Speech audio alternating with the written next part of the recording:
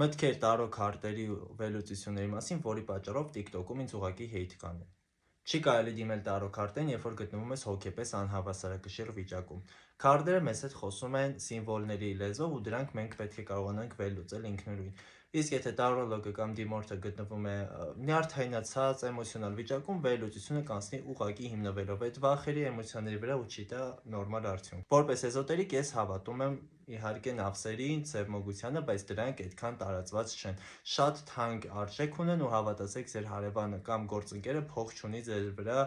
թուղթուգիր անելու համար։ Այդ միտքը ուղղակի ձեզ ասում են, որ ձեզանից ավել փող վերցնեն։ Խաբում են, գրեր չկան։ Կարմիկ հարաբերությունները այդ ուղղակի մարքեթինգային քայլ են ռուսական տիրույթից եկած։ Բոլոր հարաբերություններն էլ մեր կյանքում, թե ընկերների, թե զուգընկերոջ ու դաժե ծնողների պատկերացնում եք, կարմիկ են, որովհետև ունենում են իրենց հստակ պատճառահետևանքային կապերը մեր կյանքի վրա։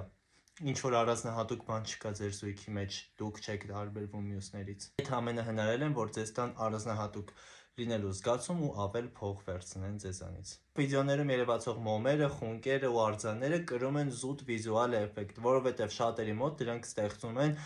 ահավոր ուժեղ մասնագետի, էքստրասենսի կամ գուշակի տպավորություն, բայց իրական մասնագետի համար մենակ քարտերը լրիվ հերիք են։ Իհարկե, այդ ատրիբուտների կարիքը չկա։